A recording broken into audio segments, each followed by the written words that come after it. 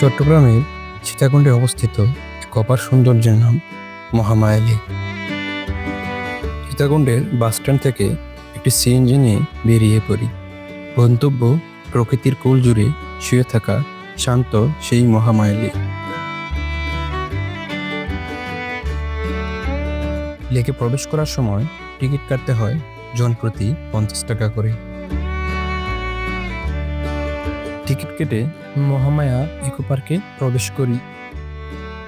আর লেকের কাছে যেতে হলে কিছুটা পথ আমাদের হাঁটতে হবে।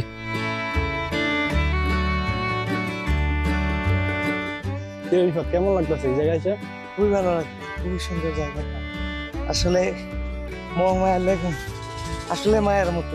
তুই তো আরো আসছস কয়েকবার না? আরো অনেকবার আসছি, যতবার আসছি ততবারই লেকের সৌন্দর্যের প্রেমে পড়ে যাই। সোজা রাস্তা দিয়ে হাঁটতে হাঁটতে লেকের পাড়ি গিয়ে দাঁড়াতেই চোখ আটকে গেল নীল সবুজ পানির বিশালতায়।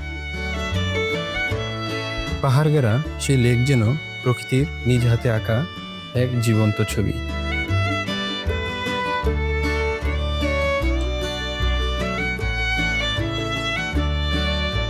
এরপর শুরু হলো আমাদের কাইকিং বোট যাত্রা। 1 ঘন্টার জন্য 400 টাকা। দামটা কম বেশিও হতে পারে, কিন্তু অনুভবটা ছিল অমূল্য।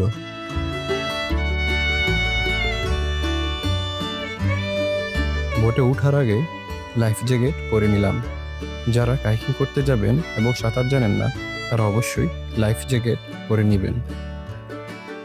তারপর কাইকিং করতে করতে যখন আমরা লেকের গভীরে ঢুকে যাচ্ছিলাম, তখন মনে হচ্ছিল আমরা যেন কোনো এক ছবির ভিতরে ঢুকে পড়েছি। কি যে ভালো লাগছিল, যা বলে বোঝাতে পারবো না। সেদিন রোদও ছিল অনেক, কিছুটা ক্লান্ত হয়ে পড়েছিলাম, কিন্তু প্রকৃতির মাঝে মিশে গিয়েছিলাম আমরা, তাই ক্লান্তিও ভুলে গিয়েছিলাম।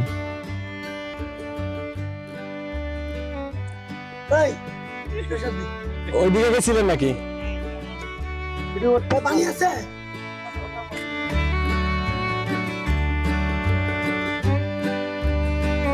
লেকের অপর পাশে রয়েছে একটি ঝর্ণা।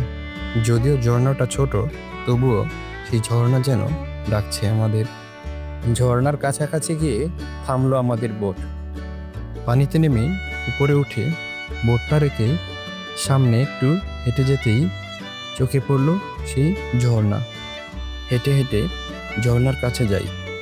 সেই ঝর্ণার পানি পাহাড় বেয়ে নিচে নামছে, যেন প্রকৃতির কান্না আর শান্তির সুর কানে বাজছিল।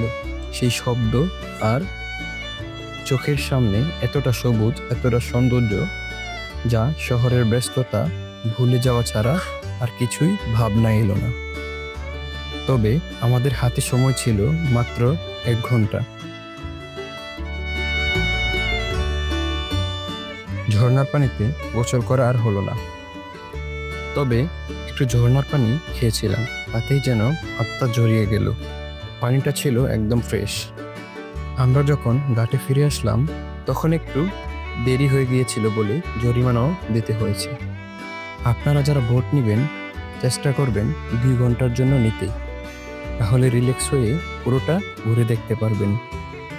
লেকে আরও ইঞ্জিন চালিত বোট রয়েছে, চাইলে নিতে পারেন, তবে আমি বলবো কাইকিং বোটটাই নিন, কারণ এই অভিজ্ঞতা একদমই আলাদা।